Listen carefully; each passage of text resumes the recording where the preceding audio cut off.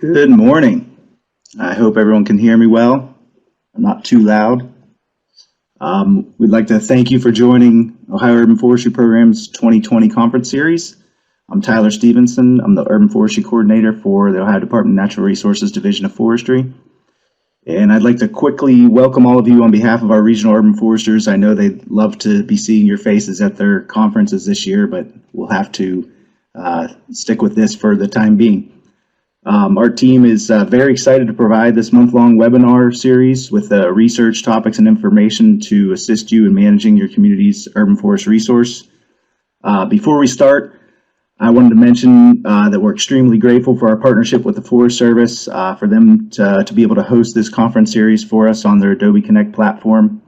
I'd like to put a special thank you out to Donna Marie Foster and Sherry Wormstead for the many hours they devoted to getting this series up and running for us. We really appreciate their assistance and guidance through the process. So now I'd like to turn it over to today's moderator. You already saw her on here earlier, our Southwest Ohio Regional Urban Forestry, Wendy Van Buren. Take it away, Wendy. Thank you, Tyler. So glad to see everyone here today. Really pleased that you've all made it. Today is the first day of a month-long series of urban forestry speakers to bring you cutting-edge presentations from some of the world's most foremost experts in the field. I have a couple of housekeeping items before we get started. First, you can adjust your audio either through your Adobe Connect speaker button or through your computer's main speaker and volume button. So hopefully all of you can hear me. Dave should be approximately the same volume, so you can start adjusting it now. The question and answer box in your bottom right corner will be used throughout the program. This is where you can type in questions, and I will hold questions for Dr. Nowak until the end of his program. At the end of his first presentation, we'll ask some questions of Dave. And then there'll be a short break from 10:15 to 10:30 to stretch your legs, get a beverage, and so on. If you have questions about ISA and SAF CEUs, or if you have other CEUs that you need from us, please ask us. But if ISA and SAF CEUs, your certification number that you provided when you registered for this presentation will be forwarded to your certification organization with your seat hours. So these presentations are being recorded. I hope you all have a fantastic time here today, and that I will see all of you, each of you, next Wednesday morning, day 2 of our 2020 OhioDNR Urban Forestry Conference Series. Next Wednesday, we will have 2 speakers. First, we'll have Dr. Nicole Cavender with Morton Arboretum. She's going to speak on urban forestry through partnership, programs and opportunities with Morton Arboretum and other botanical gardens. And our second speaker will be Dr. Teresa Culley with the University of Cincinnati. She's going to speak on Escape from the Garden, how calorie repair has moved into our natural areas and what we can do about it. There will be a registration link in Q&A, so you can register for those if you haven't done so yet. We have a whole month-long series, so I hope you'll sign up for these days as well. On the 16th, we're going to have some of the newest information on emerald ash borer and American elm research for all you insects and pest folks out there. On the 17th, we're going to have an afternoon session from 1 to 4. It's our safety session, and we're highlighting Dave and Bill. And if you don't know Dave and Bill, you're going to love them. And our final day will be the 23rd, and we're going to talk about tree equity. And Alan, our very own Alan Seward, is going to share how Ohio measures up to other communities and states in the country. So I hope to see all of you at each of these events. But we are here today. I am very proud to introduce our keynote speaker, Dr. David Nowak, who is a senior scientist and iTree team leader with the USDA Forest Service. And each and every time I hear Dave speak, I feel inspired by what we do and see new eyes with how we do things. You're going to love today. You are in for a treat. So this morning, Dave will be speaking on, the first session will be a new method to compensate for tree loss. How many trees do you owe me? And then the second session, starting at 10:30, will be the keynote presentation for the conference, the future of urban forestry.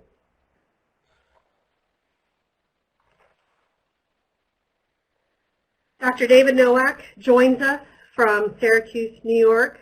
His research investigates urban forest structure, health, change, and its effect on human health and environmental quality across the world. Dr. Nowak has authored over 325 publications and leads teams developing the iTree software suite that quantifies benefits and values from this vegetation. I think most of you have used iTree and in the work that you do here in Ohio. So, Dave put this together. So, please welcome Dave Nowak.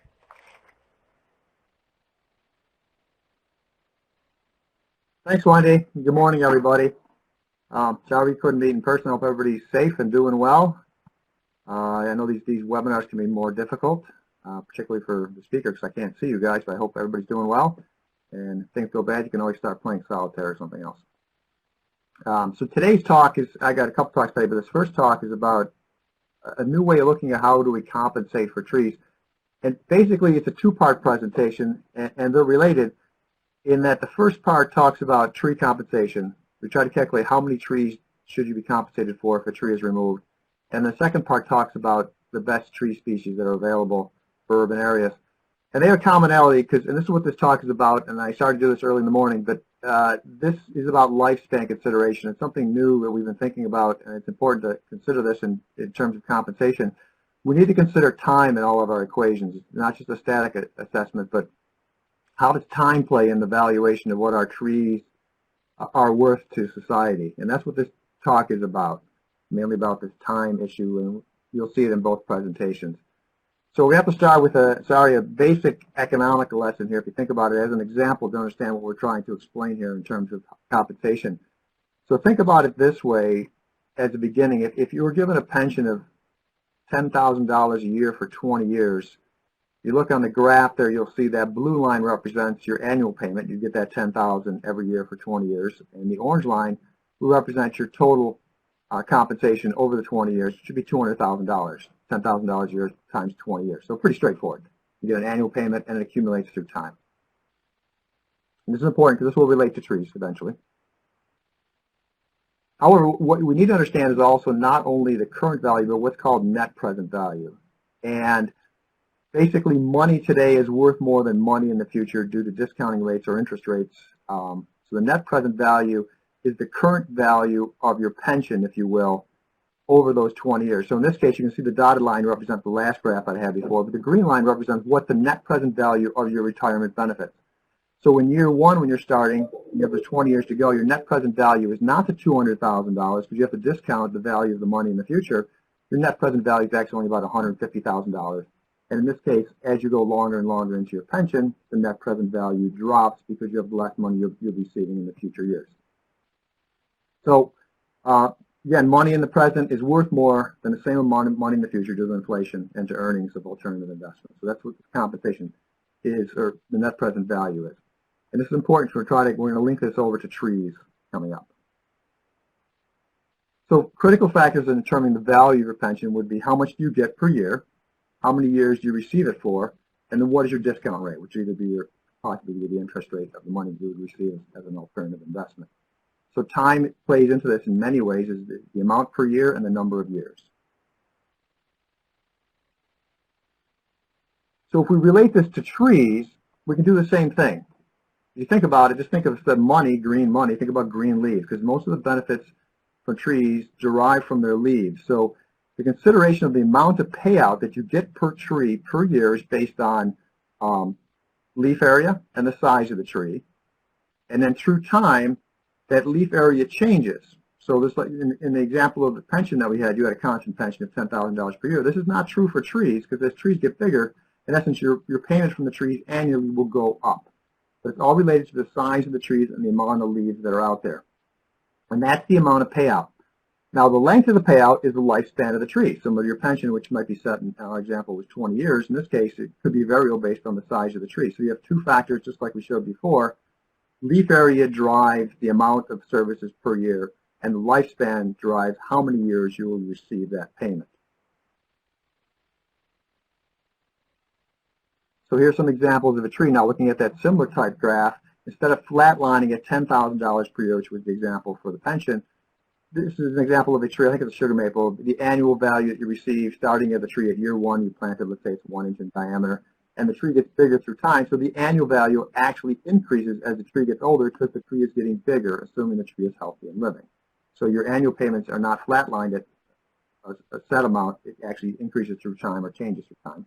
So that's your payout per year, which then leads to the cumulative payout of this over the years. If you add all the years up, which would be that orange line in the graph we showed before for the pension, this is your cumulative payout through time.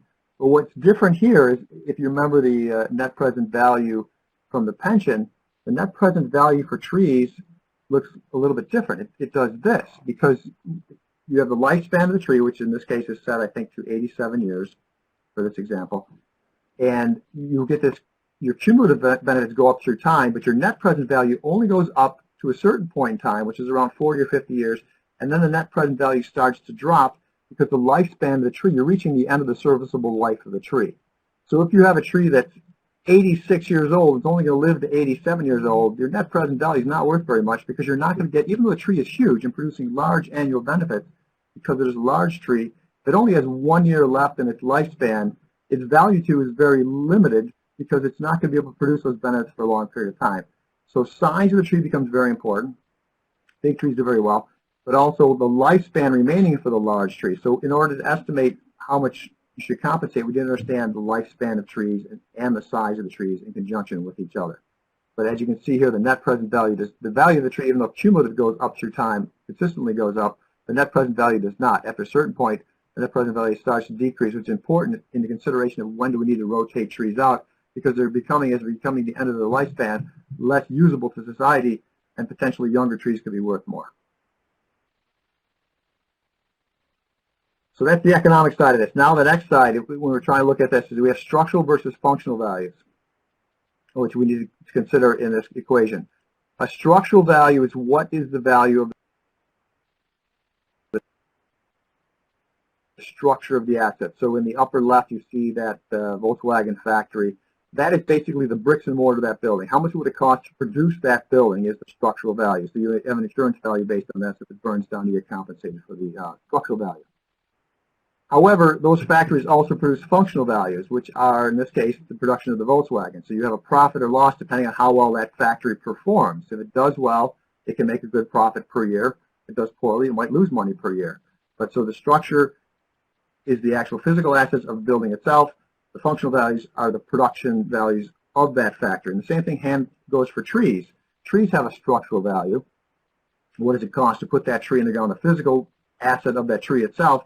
But also, as that tree exists in space, it produces annually functional values. It could be air pollution removal, cooler air temperatures, social values, a whole bunch of benefits that trees produce. And those are because the structure of the tree is in place. And those two values are separated. Structural value is an asset value of the resource itself. The functional values are the production value of that tree itself that it produces annually, and those are the benefits that the society receives. So in tree valuation, we try to account for both structural and functional values, but often you see the processes we've been using are mainly based on structural values because that's the easiest thing to quantify. I can see the structure of the tree, I know its size, I know its species, and these tree values tend to appreciate through time. So the issue is we have various methods to try to estimate what is the value of the tree. And we'll talk a little bit about the current methods, and then we'll talk about our new method that we came up that we think is a better way of approaching it. It's not perfect because we're still missing information on the science on lifespans of trees, but it's probably more robust in terms of being able to estimate the value of the tree. So we're trying to convert the physical asset of that tree that has structural and functional values to an actual dollar value. So if someone takes that tree out from me, what do you owe me for it? That's the ultimate question here. So we have current methods that are out there. In the U.S., it's Council of Tree and Landscape Appraisers, CTLA, there's Burley Method, Amenity, Cravat, Norma, Granada, STEM. Many various from different countries have different methods of trying to estimate what is the value of that tree. They all have commonalities. They pretty much all use size within there. So CTLA uses the size of the tree, cross-sectional area in square inches times the basic price, and has multipliers for species effects, condition, and location in general. More specific, more complicated than that. Burley also uses size, but you can see Burley also brings in the lifespan in addition to condition and location. Amenity is a point system. It also includes lifespan. We're not going to go into these deep, but to show you general commonalities. Cravat again uses trunk area, basic price, population density factor, location. Also includes life expectancy. Norma Granada and size, life expectancy, and STEM is another point-based system based on wholesale costs again, and a point-based system. So you can see here we have comparison of the 6 different methods. They all use size, price, condition, and location.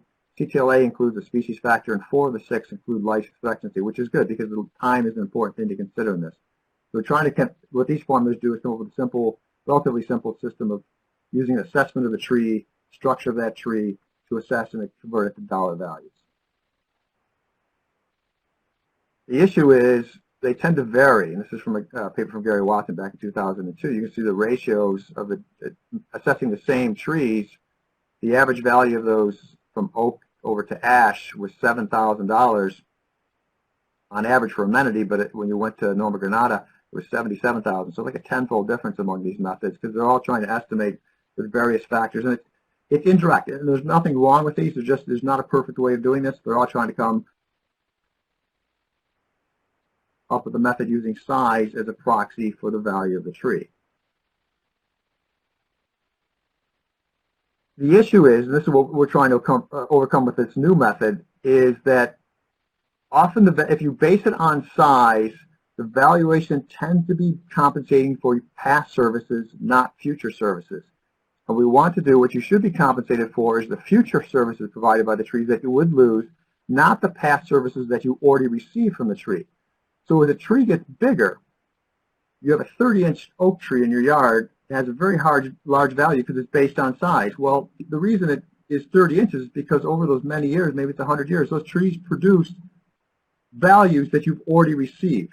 So a very large tree has given you many values, but you've already received those values. So if you lose that tree, you shouldn't compensate me for the values you've already given me, the tree's already given you. You should be compensated for the loss of values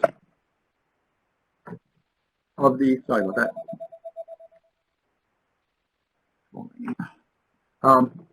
You should be compensated for the values that you would be received in the future if that tree was already in place. And take this example here down at the bottom graph. Let's say this is similar to a tree. Let's say a person promises to pay you $1 in year 1, $2 in year 2, $3 in year 3, and so forth, up for 20 years. So you can see as the tree grows, obviously the values get bigger. In this case, your compensation would greater through time also. So let's say after 13 years, the person decides not to pay you. So after 13 years, you receive $91, but there's still $210 from the remaining from year 14 to 20 that you didn't receive. What we tend to do if we base it on size, we look at the chart and say, okay, this tree is 13. Let's say, assume that's inches. The tree is 13. The formula would say, well, it's $91 if the tree's produced. Well, no, you don't pay me the $91. What you have to look forward is to the future for years 14 through 20 and say, the value of that tree that you have to compensate me for is the loss of those services, which would be the $210, the future. So that's where time becomes very important in trying to gauge what would you have received from the tree in the future, not what have I already received from the tree in the past. And that's what we're trying to estimate here. Compensation should be based on, our solution is based on equal trees. How many trees do you owe me, not how many dollars. What we want to do is put it on an equal basis. We're not trying to convert the trees to dollars. We are trying to convert the trees to trees, which is based on leaf surface area. So what we're trying to calculate is how many small trees would be needed for the same leaf area for a large tree that's being lost. So typically a large tree has 70 times more leaf area than a small tree. But the issue is that once you compensate for both trees, the tree that you're removing would get bigger through time, and the tree you're planting also gets bigger through time. So we have to take this time issue into consideration. That's what we try to do. What I'm going to show you coming up is we try to simulate the growth of the replanted trees with the protected loss of services of the existing tree in place.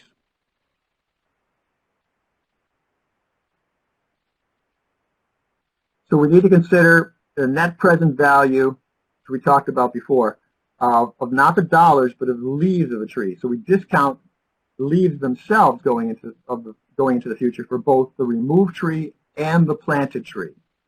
So you can see right an example here, the net present value of a 1-inch DBH large long-lived tree. The net present value, not in dollars, but in terms of leaf area, is 34,000 square feet of leaf area that tree would produce over the lifespan in terms of net present value. Now, that's for a tree that's being planted. Now, if you look at you want to replace a 24-inch DBH large tree, look at the compensation rates down in the chart below. If that large tree, that 24-inch tree, only had 1 year of life remaining, the net present value of that large tree is only 6,000 square feet of leaves. If you're getting 34,000 square feet from a new tree, you only own 0.2 trees. So you only less than a tree compensation, because that new tree, 1-inch tree, is going to live a long period of time and produce a lot of net present value because there's a lot of time left in its serviceable lifespan. If that large tree only had 1 year left, you don't get much compensation because you're not going to receive much from that tree in the future. However, if that large 24-inch tree had 50 years remaining in its lifespan, that net present value of that 50 years, starting from the large tree, is 187,000 square feet. So if that large tree is removed in that case, you owe me almost 6 trees of compensation. So the idea is if we can equate on equal basis tree to tree, then we can move back and either replant those trees. In this case, let's say it was a 50 years remaining on that tree. You would owe me 6 trees to be replanted, or you would take the cost of those 6 trees, because now it's at a market value. I can go to the market and buy a small replantable tree. I cannot buy a 24-inch tree readily on the market pace. So we just go to the market and say, okay, the cost of planting and converting those trees, or planting those trees, the cost of the tree themselves and the planting, you can convert those trees to dollar values directly based on small-sized trees and not trying to compensate for a large tree.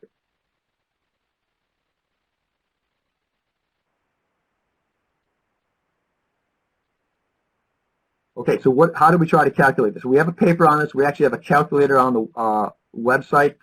It's on the iTree site now, but you get it through the paper that actually does the calculations for you. You have to determine what the lifespans are of the trees, which is sort of a wild card in this. But what we did in this calculation, we took 2 trees as an example, a large tree, which was a London plane tree, and a small tree, a crepe myrtle.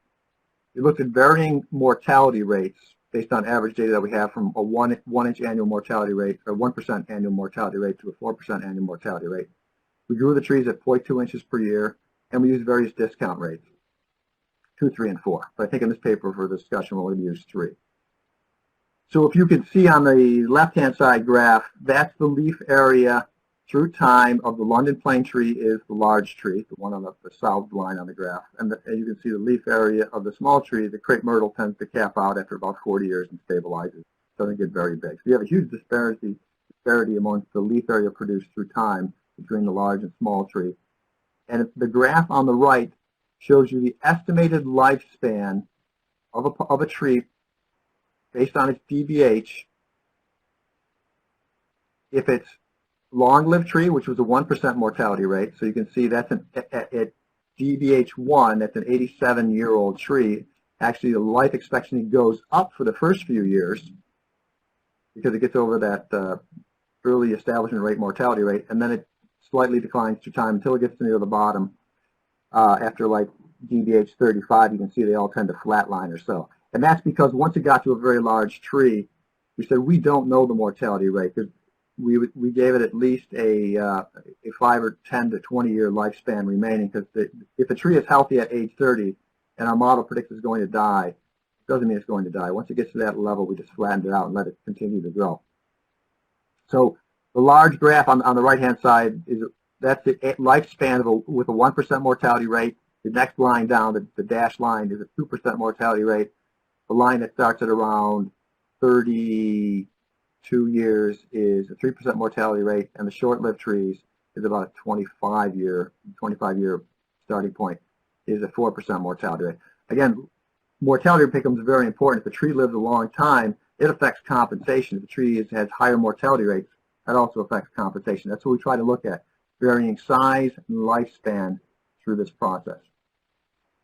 So here is a large tree, and this is the number of trees that you would need to be compensated for based on the size of the tree and a 3% mortality rate. So if you had, differing mortality rate, 3% discount rate. So you can see if the tree is 1 inch in diameter and the tree dies, every one of the models predict it doesn't matter. You've killed it off, it's 1 inch. I just go back, you owe me 1 tree.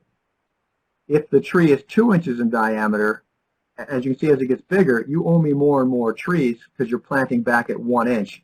And what's interesting to see is if you have short-lived trees, that's the 4% mortality rate. Replacing it with a short-lived tree, you have higher compensation rates. So as the tree has higher survival rates or lower mortality rates, which is the solid line at the bottom, your compensation rates go down because both the large tree that you're removing has a long lifespan, but also the trees you're planting have a long lifespan. And you'll see this will play out important in terms of compensation. So lifespan does affect how much you get compensated for. So this is the table that we came up with using a 3% discount rate. And what it is, let me use my little pointer here. So over here, this is your existing tree. So this is the size. So these first 4 trees are large. These next 4 trees are small. And then you, in that category, if it's a large, long-lived tree, that's the 1% mortality rate. Moderately long-lived, 2%. Moderately short-lived, 3%. And short-lived, 4%. Same thing for the small trees. And that's for the existing tree. Now your replacement tree, the same thing. You have various combinations of size and lifespan for the existing tree that's being removed, and various compensation rates for the size and the lifespan of the tree that you're replacing it with. So this black line down the center is replacing with like trees. So in this case, the 6.6 is replacing a large long-lived tree with a large long-lived tree. The maximum compensation peaks out at 6.6 trees. As you go to the 2% mortality rate, the maximum compensation rate goes to 8.1, then 10.7, and 13.7. That's compensating with like to like. Which is interesting to note, here's a couple things, is that large trees, because they're bigger, tend to have greater compensation rates than small trees. So you lose a small tree, your compensation rate goes down. As mortality rates go up, so do the compensation rates. And this black line is just like trees. But you can see if we move to if you had a large long-lived tree, let's say it was an oak tree, and you decided to replant it with a large short-lived tree, whatever that might be, maybe a poplar or something, you owe me 31 trees. The reason for that is because you're not getting much from the replanting trees. If you plant trees that don't live that long, you owe me a lot more to compensate for the loss of the tree that was removed. Worst case, or best case, depending on how you look at it, in terms of compensation, is you remove a large long-lived tree and replace it with a small short-lived tree, maximum compensation rates go up to 41 trees that you owe me. So it all depends on what you're compensating with. Again, you want to compensate along this black line like for like. So if you take out an oak tree, replace it with an oak tree, instead of giving me a crabapple tree or something in compensation, you owe me more crabapples because you've taken away. Not all trees are equal. Same goes the other way. If I have a small, short-lived tree, in this case, large, short-lived tree, and you replace it with a large, long-lived tree, you only owe me less than a tree maximum compensation because you're gaining by giving me a better tree than what I had in the first place in terms of compensation. So we end up here as the general conclusion is leading to this. The best species to replant are if the existing tree, as you increase the size of the existing tree that you're removing, the compensation rate tends to go up. And if you increase the lifespan remaining for that existing tree, the compensation rates tend to go up. For the replacement trees, if you increase the average size of the tree for the replacement tree, compensation goes down. And same thing, as you increase the lifespan of the replacement tree, compensation goes down, because you're giving me, in essence, if you give me a large, long-lived tree as a replacement tree, that's good, because you need less of those because they produce services for a long period of time, and a lot of services because they're big. But on the other side, if your existing tree is small and short-lived, you don't owe me that much, because the tree's not going to produce that much once the tree is removed, or the lifespan remains. So we have tables on this. Basically, what you could do, there's tables online, and there's the calculator, and there's actually a calculator in Excel where you just put your large or small tree, how many years you think you have left, what compensation rate you want. It'll calculate it for you, or you can look it up in a table. In this case, we would look number of years to death. How big is the tree that I have? Let's say it's a 6-inch tree, and the black line is this black line is the 1% mortality rate. So we tried to estimate population averages, but if you want to if you have a reason to say that 6-inch tree was going to live 85 more years, you owe me 2.1 trees, assuming you're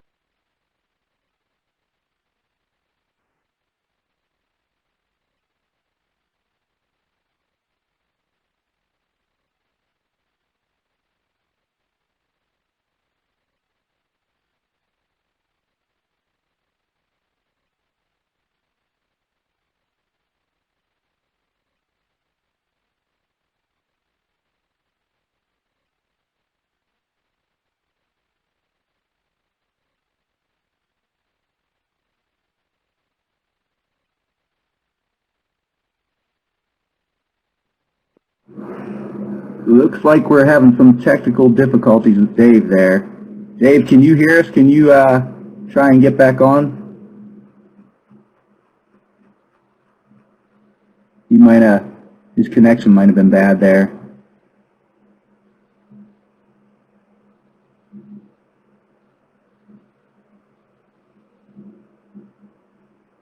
See, he's still here.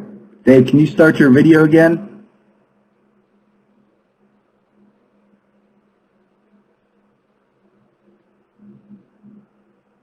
Sorry for the technical difficulties. This is part of the program.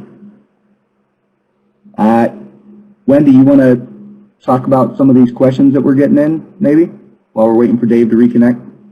Yeah, so what we can do is just a gentle reminder that we'll be taking questions at the end of the presentation. So if you would please put them in the Q&A, I will gather them and ask them at the end of the presentation. Hopefully we'll get Dave back here in short order. Yeah, I also noticed a lot of folks raising their hand. If we click that, that turns your mic on, and we're trying to avoid having a bunch of mics on. So the raising the hand isn't going to do much. If you have a question, even if it's not a question for Dave, if you just have a question about connectivity, just put it in the Q&A and we'll try and answer it there.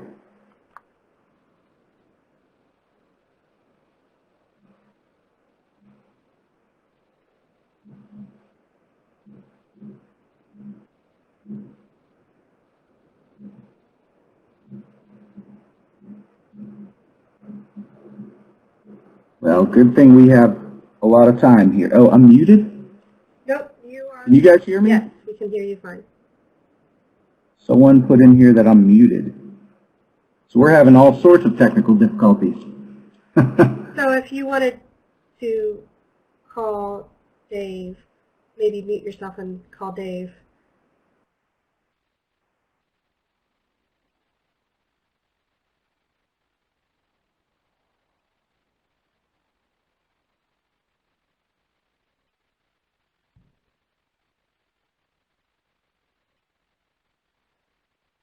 Unfortunately, weather seems to affect Adobe connection. So the good news with rain causing lots of people to sign in, it does make technical difficulties troublesome.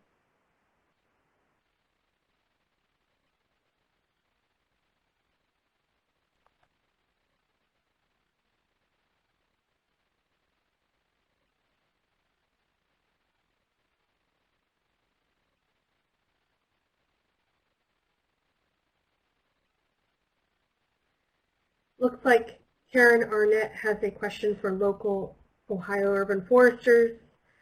Does any of you, do you have any tree compensation programs in your own community? And you can write them in your Q&A or our website if you have it online to share with everyone. That would be very helpful.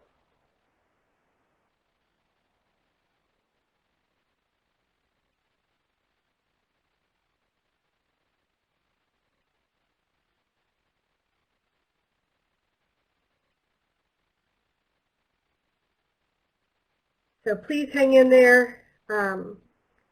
Dixie Russell from Ohio's ISA chapter said, hang in there, participants. It'll be well worth the wait to hear the rest of the presentation. Unfortunately, technology is often out of our control. Please stay in. Don't leave us. Hey Donna, if you can hear me, maybe we can try unmuting Dave's phone so he can at least talk to us. His webcam might not start back up, but he called in on the phone line. And if you can unmute his number.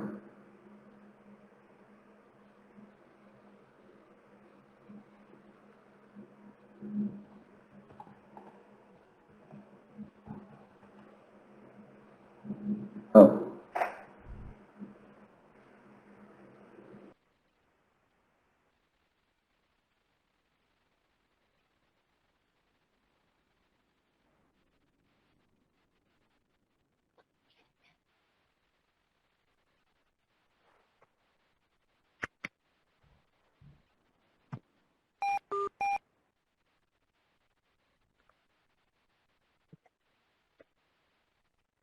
Your line is now unmuted. Hello, Dave? Hello. Welcome back.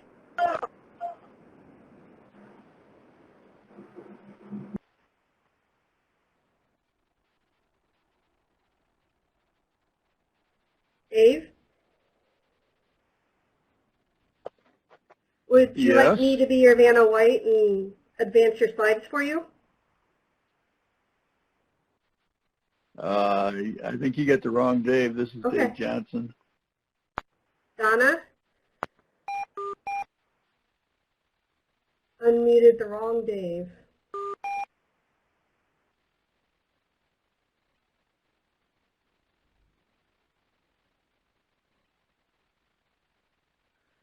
All right.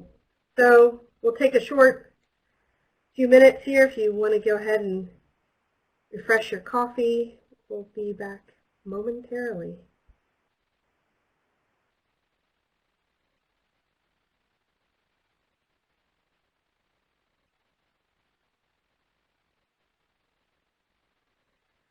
So to answer Karen's question, Bill Smith said that Lakeside, Ohio. Your line is now unmuted. Dave? Yes. The wrong Dave? This is All still right. Dave Johnson. Donna? Yep. The wrong Dave. So Bill Smith from Lakeside, Ohio requires that for any tree removal, a tree with similar size must be planted or a $300 donation must be made to Lakeside to permit Lakeside to plant a tree of a 1.5 dBH tree.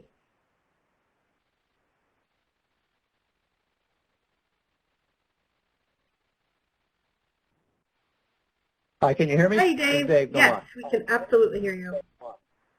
Hi, Dave. Yes, we can absolutely hear you. Hi, glad to get back. Sorry about that. I don't know what's going on Do there. you want me to forward your slides for you, or can you do that? Forward your slides for you?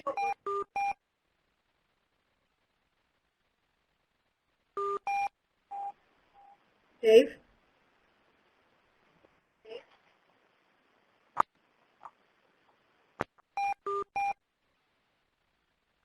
Did I lose you again?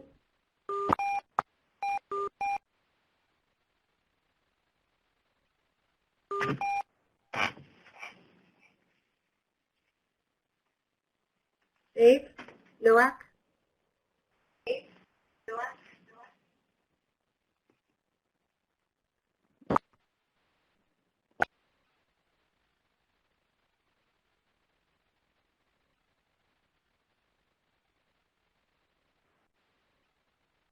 Hi, I'm on the line. I heard him for a David's moment. here. Dave, if you can hear me, please press *6 on the phone.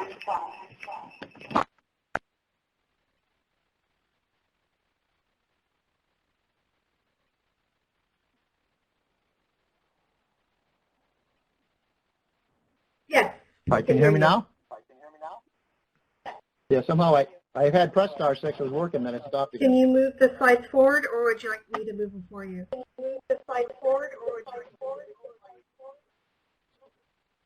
I cannot move the All line. right, the I'm slide going forward. to mute myself, but you can just say forward, and I will move them for you. Okay, I'll do that. If this is working, we will go with that. If it's not, have Tyler call me. But I assume we're back up. Sorry about that. I don't know. It just Adobe just cut me out. So what I was saying before is this slide here, basically there are tables that you can look at and pick your compensation.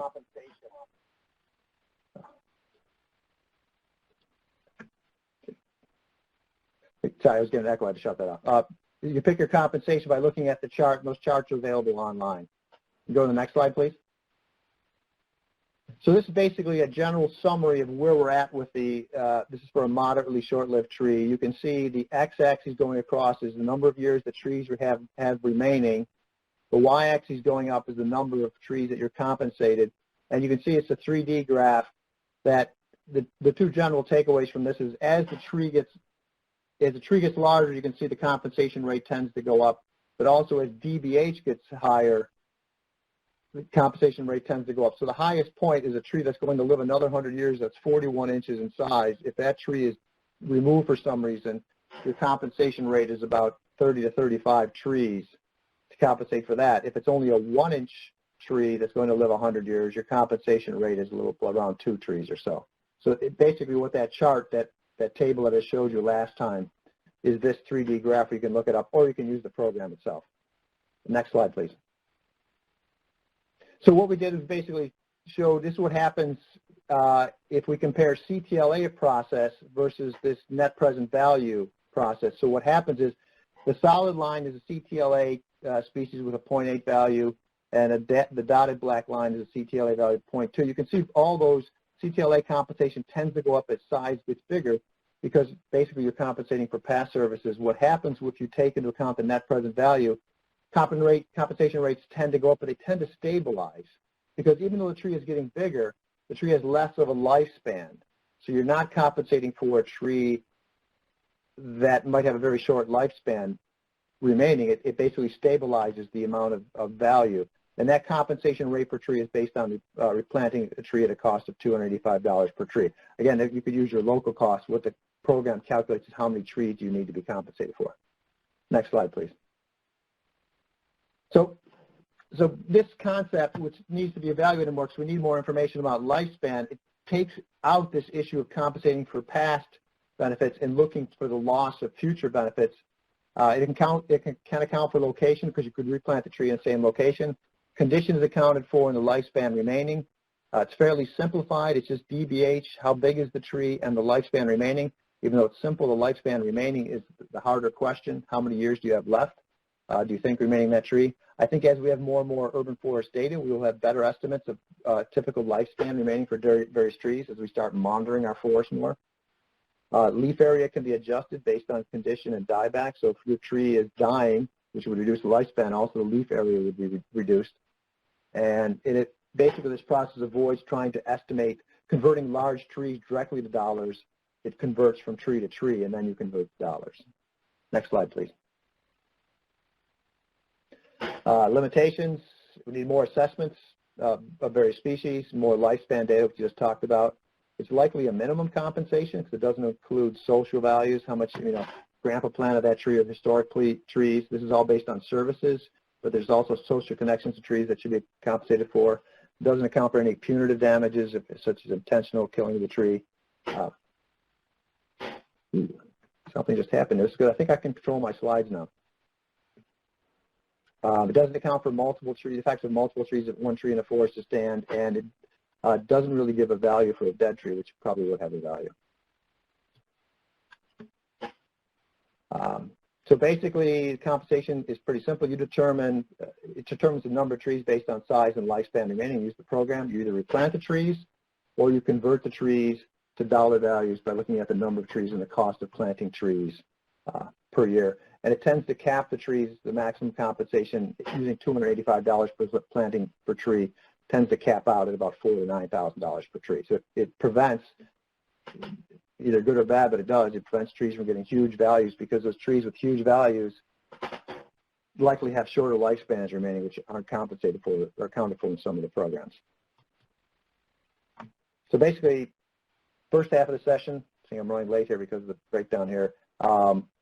Finish up with this. Compensation can be basically calculated based on the net present value of leaf area. It varies by size and tree species, and it can be converted to dollar values.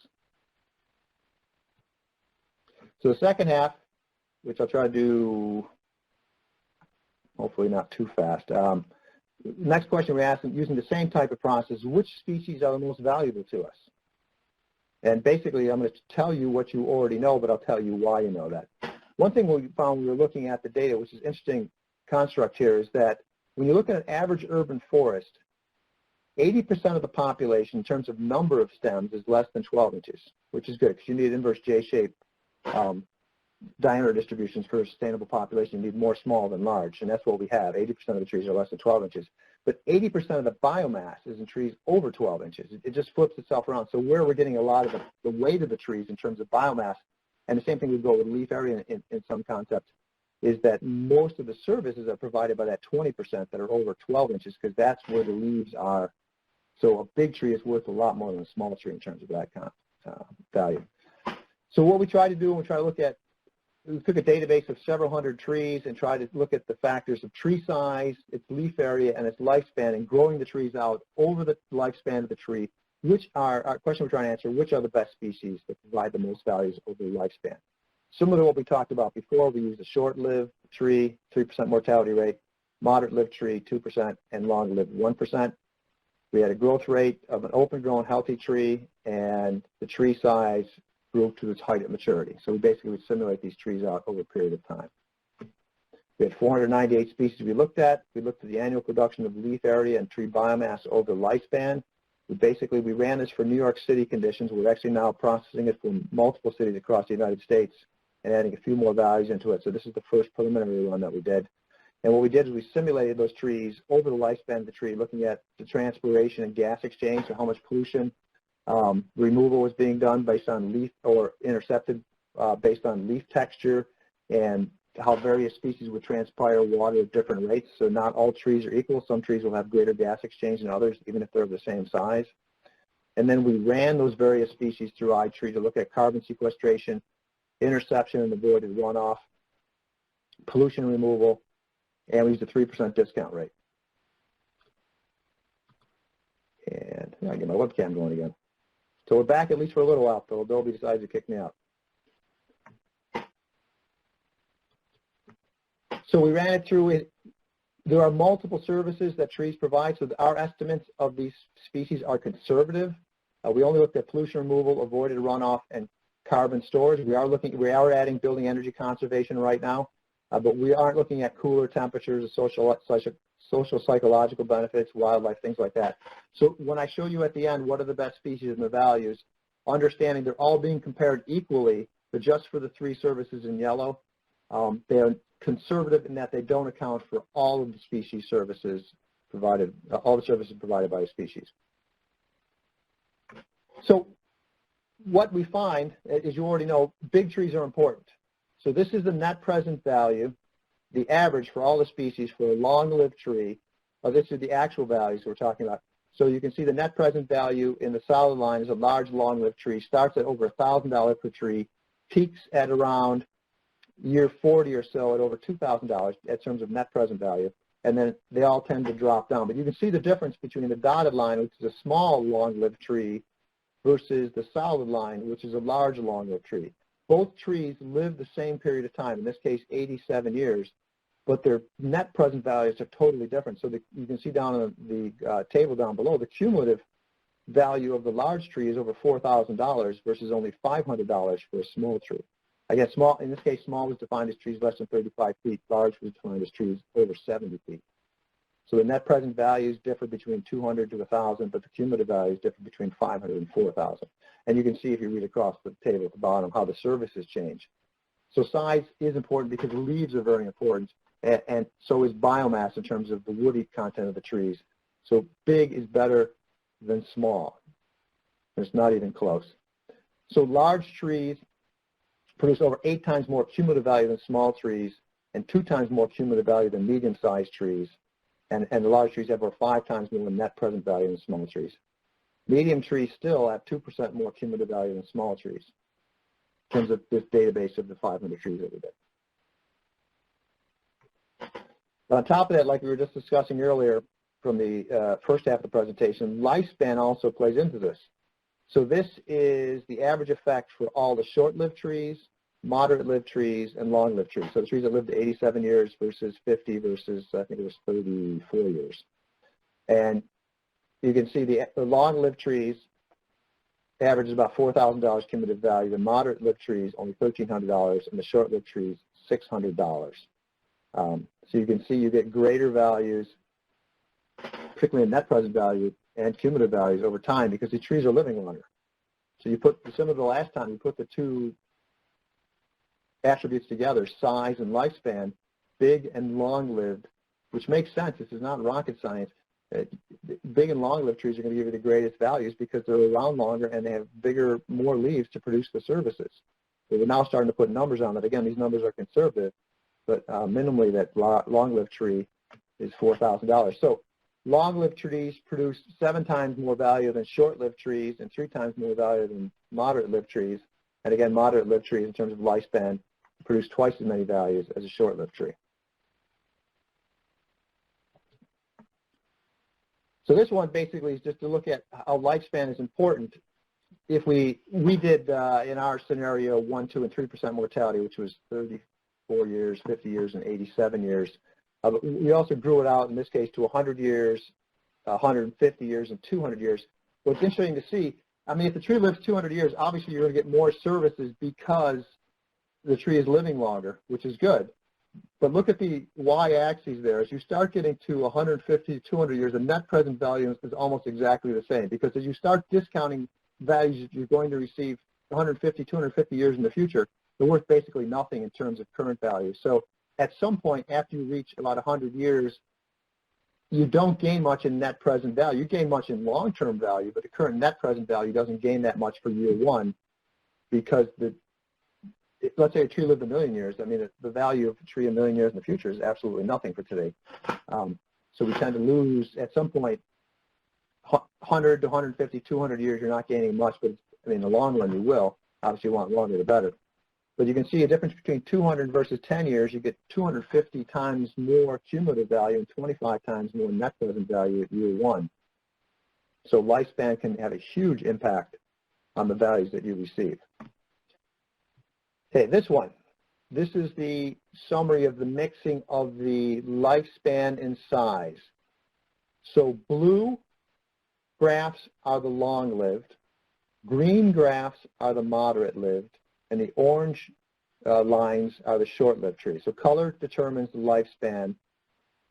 The solid line is large, the dashed line is medium, and the dotted line is small. So it combines the lifespan and the size of the trees together. So what pops out here are the two top blue lines, is that if you have large long-lived trees or medium-sized long-lived trees, those have the greatest net present value and, in essence, cumulative value over the long run.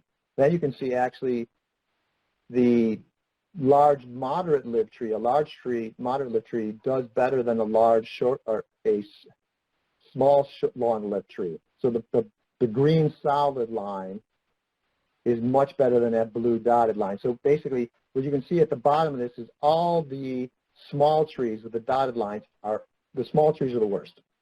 They don't produce much value over time. The large, long-lived trees do the best, but you can still get, as you get, lifespan is a little bit more, is more important than the size of the trees, because you can start getting these medium-sized, long-lived trees. I'm sorry, size is more important than lifespan. So the large trees and the medium-sized trees tend to do better than the small trees, and then as you get longer-lived trees, you tend to do better. Sorry that it's a complicated graph. It's the best way we could present it, but basically you want to move towards that blue solid or dotted line, which means you want long-lived that are large or medium-sized trees to get the greatest value. As you start going to smaller trees, you don't get that much, and as you reduce the lifespan, you can see those, as you go from blue to green to orange, the values tend to drop.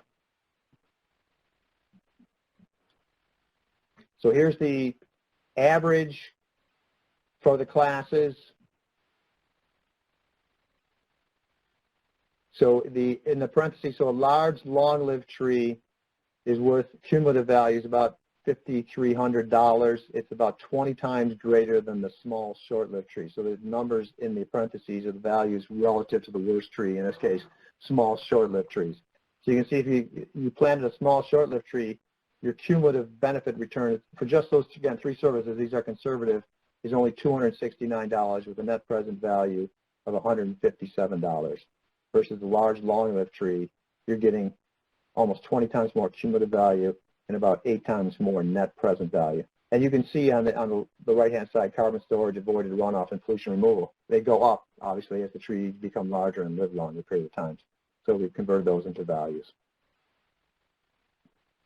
So those are the averages. So what does that mean? In essence, what this means is a young tree can be worth an old tree. So this is the question of consideration of when does a tree need to be removed. So if you look at, I do an example here, if you have an old car, and when do you replace that old car with a new car? We all have these decisions to make, because that old car can still give me some more serviceable lifespan, but it's going to cost me more and more to keep it maintained. At some point, I bite the bullet and say, I'm going to get rid of my old car and buy a new one, because I think that new one has more value. The same thing goes with old trees. It's, you may not want to say this, but at some point, a young tree is worth more than an older tree. It doesn't mean cut the tree down. It just means at some point, if you have to put money into that old tree, it might not be worth it. It might be better investment to put that money into a new tree, because that new tree will have a greater net present value. And that's what the, the graph on the upper left shows, is that's the net present value of a tree. If you follow that red line, as a tree gets to about the last 10% or so of its lifespan remaining, its net present value is dropping so low that the net present value of a new tree coming in is worth more. So if the tree is getting near the end of its lifespan, as you probably know that as a tree is starting to decline, unless there's some reason you have an attachment to that tree socially or for whatever reason historically, it's time to take the tree out and replace it with a new tree. Just like the old car, at some point you're going to put so much into it, it's not worth it.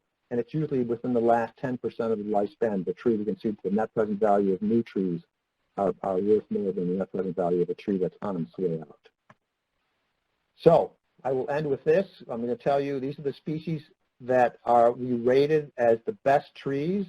You are not going to like the answer, although it won't affect Ohio too much. We are updating the list now because we've added energy conservation and a few other things, and we did multiple cities. So this list will change because of the energy conservation values and other things that we're adding to it. But as of this first run, we put them into 6 classes, and I'm going to show you the classes of the species that come out.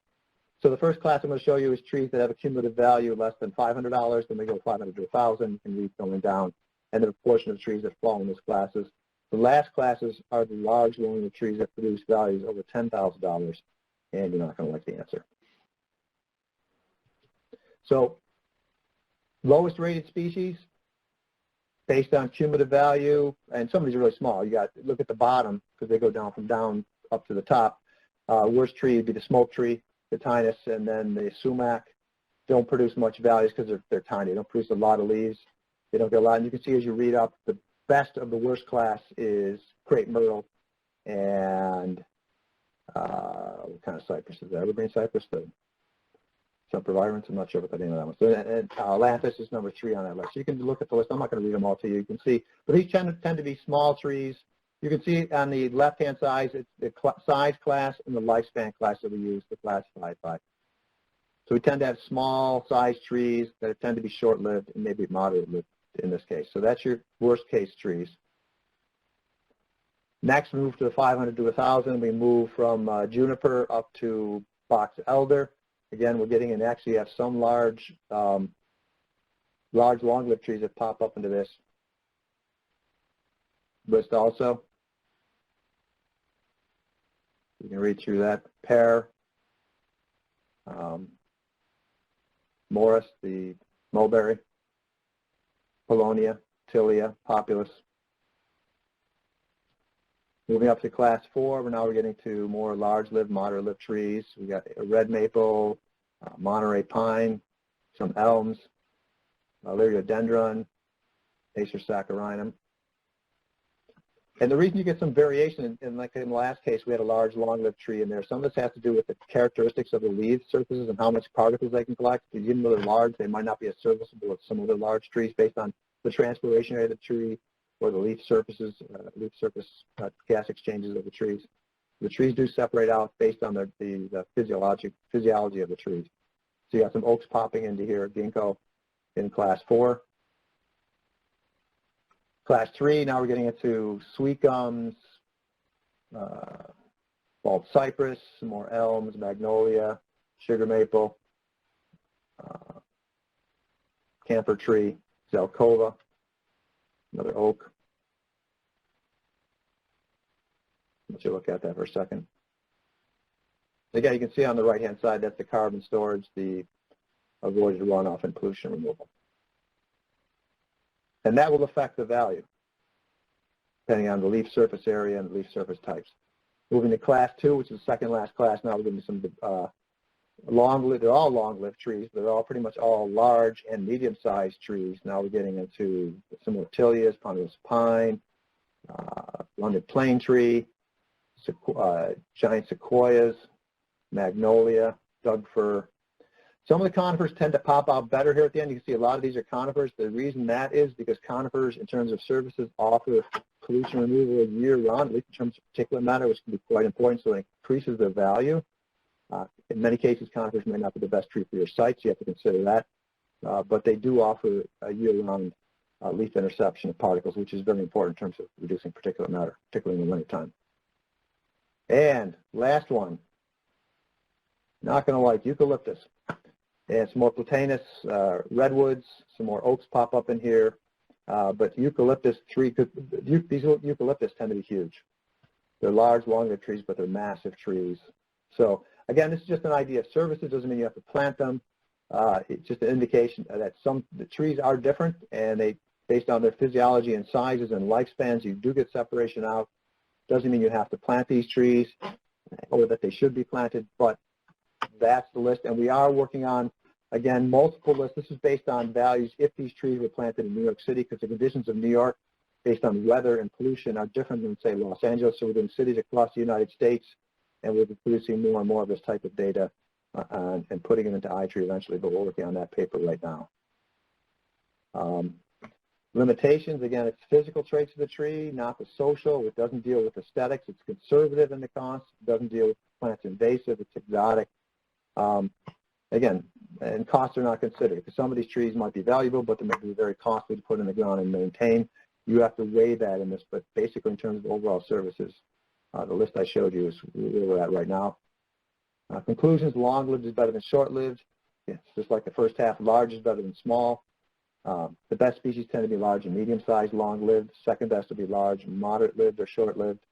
And they're conservative estimates that range anywhere from $38 cumulative to a very small tree/shrub to a large, over $20,000 for up to $20,000 for eucalyptus.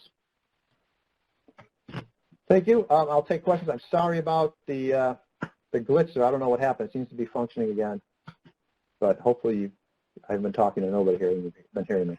Thank you, Dave. You did a really good job, and whenever there's technology problems, it's always good to see that you jumped right back in there. So thank you so much.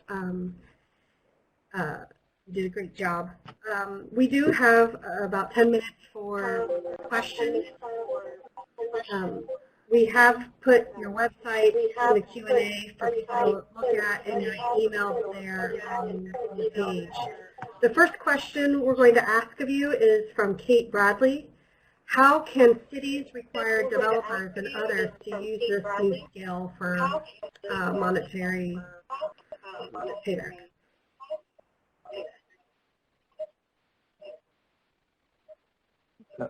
Sorry, I've got an echo coming Sure. in now. How can cities require developers to use this new method of compensation? Oh, okay. Oh, wow.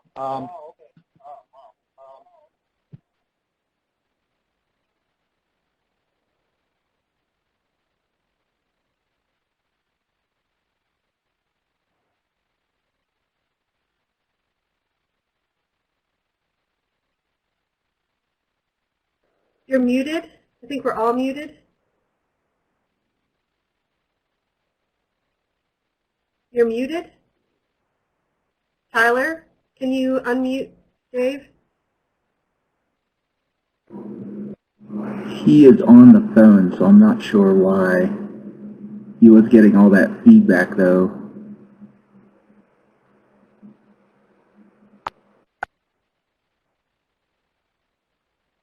Dave, can you hear me? You're muted. How about we do the 15-minute break and then come back for the questions? All right. Yes, we can hear you. Hi, can you hear me now? Okay, sorry, something happened on the phone and it was kicking me out, so I'm now joining you by computer. So that was a good question of. Okay, echo here. So to repeat, it's from Kate Bradley, and she wants to know how we can get buy-in from our communities to use this method of compensation. Yeah, I think the answer here is just basically trying to get the information out. It's a new method, and it's got to be accepted. There's the second half of the presentation, that data will be available fairly soon. The problem with the first half is we need to know lifespans in terms of compensation. So the hope is that we can just get a discussion going on this topic, and the information is there. We know about this, and we know that larger trees are better than smaller trees. So but I don't think we can set a policy on this yet, but I think we need to have those discussions.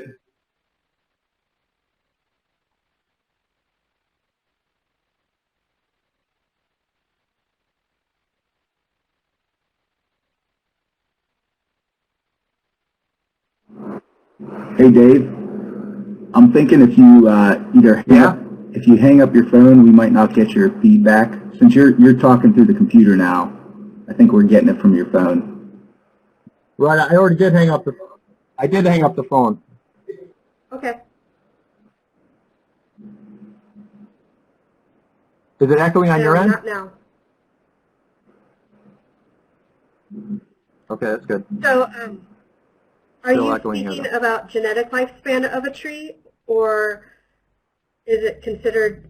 Are you taking into consideration the extending the life through cultural practices to increase the benefits? We basically consider the genetic lifespan of the tree, but maintenance will become important because obviously if you put it in the wrong site or you don't maintain it, it's not going to live to its potential.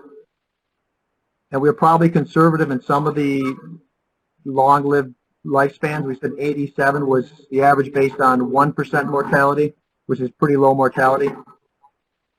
But some of the species will live 100 or more years. So, and the more we can do to maintain it, to keep it going, will be very important. So one of the points of this would be is that maintenance would be important. So if maintenance can enhance the lifespan of the species, then it's worth maintaining that tree, not only for safety reasons, but we want this tree to live as long as possible because the values will be greater. Thank you, Dave.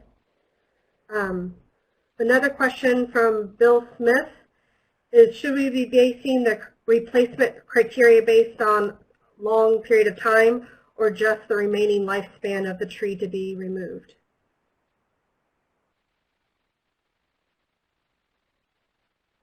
Say the part, what versus It says lifespan? the compensation on the time period being the remaining life of the existing tree, a finite period of time.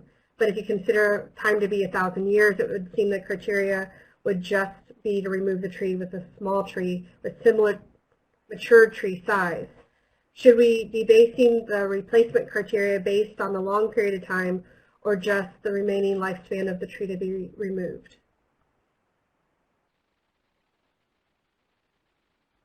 The best result would be to do it based on the lifespan of the tree remaining that you would think. So this is where we need more data on monitoring of how long do urban trees actually live. So if you have a 30-inch tree that's doing very well, how many more years is that tree going to be there? Reasonably, if you maintained it. Assuming that someone doesn't come in and cut the tree down, there's a lot of social reasons why a tree might die. But it's based on the lifespan remaining. So if you think you're going to get 50 to 100 more years reasonably for that tree, that's what I would use. I wouldn't go too far out, but this is what we think the compensation method is better in that it compensates for that. We need to better understand what's the average lifespan of the tree remaining based on its species and its location.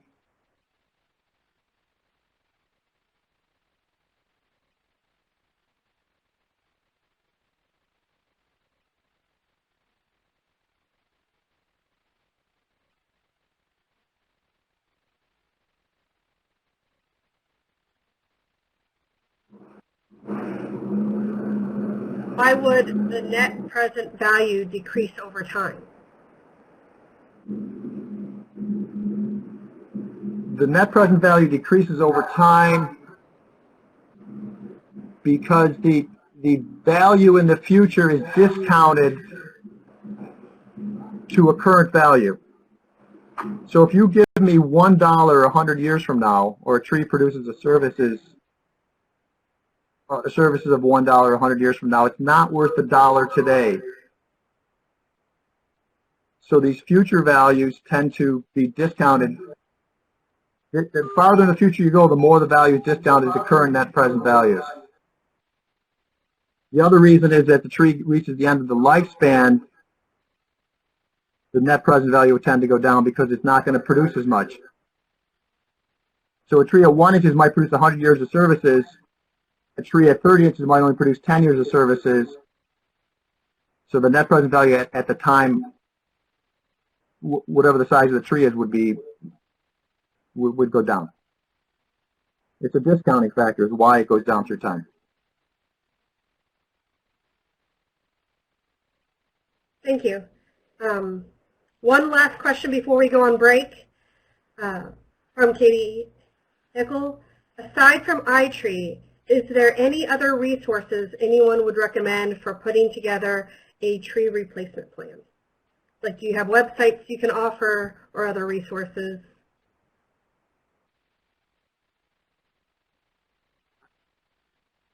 Boy, I'm sure there's some out there. Maybe Donna or others would know, or Tyler maybe. I don't offhand. I don't know offhand. Could you repeat the question, Wendy? Sure. Tyler, are there any resources anyone would recommend for putting together a tree replacement plan? All right, so it is... Or out? Go ahead, Tyler. I was going to say Master Planting Design and Urban Site Index. Absolutely. All of our Tree Commission Academy people know that resource. Yeah, good choice.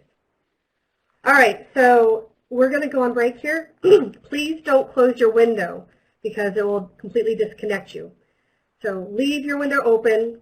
Feel free to get a drink, stretch your legs, and we'll have a little bit of music during the break.